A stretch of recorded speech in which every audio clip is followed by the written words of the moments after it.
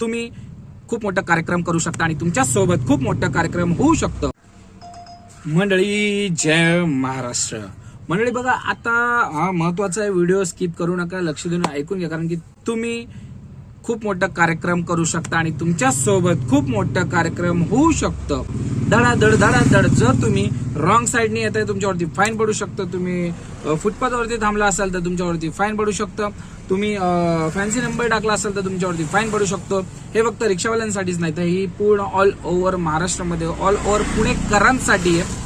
तर कारण आरटीओने एक पीटीपी म्हणजे पोलीस ट्रॅफिकचं एक ऍप लॉन्च केलेलं आहे आणि त्याच्यामध्ये आपण स्वतः समोरच्या व्यक्तीवरती फाईन टाकू शकतो। मग तो व्हीआयपी असो नाही तर सामान्य माणूस असो, जर तो चुकीच्या साईडने येत असेल तर त्याच्यावर फोटो काढा आणि त्या ऍप वरती अपलोड करा। ऍपचा मी तुम्हाला फोटो दाखवायलाच, या स्क्रीनवरती दिसतच असेल तुम्हाला, तर त्याच्यावरती तुम्ही अपलोड करा आणि त्यांनी कोणते नियम भंग केले याच्यामध्ये सगळे ऑप्शन्स आहेत, तो नियम टाकून तुम्ही तो फोटो क्विक अपलोड करताय तर 24 तासाच्या आतमध्ये त्या व्यक्तीवरती फाईन पडू शकतो। मग तो कुणीही असू द्या, मग मंत्री असू द्या नाही तर सामान्य माणूस असू द्या, नाही तर पोलीस असू द्या नाही तर IAS अधिकारी असू द्या।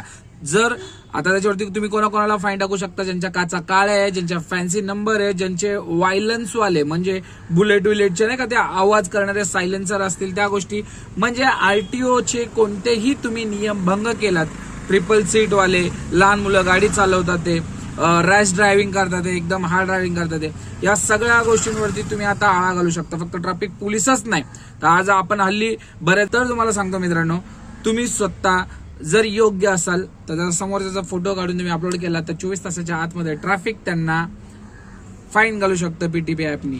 तर सावधान, तुम्ही पण नियम मोडू नका आणि दुसऱ्याला पण मोडू देऊ नका। यानेच बनेल आपल्या पुणेकरांचा एक कर्तव्य आणि नियमांना आळा घालण्यासाठी, सगळ्यांना शिस्तीत आणण्यासाठी सगळ्यात महत्वाचा पाऊल आहे। तर याचा फॉलो करा, मी पण करतो। जय हिंद, जय महाराष्ट्र।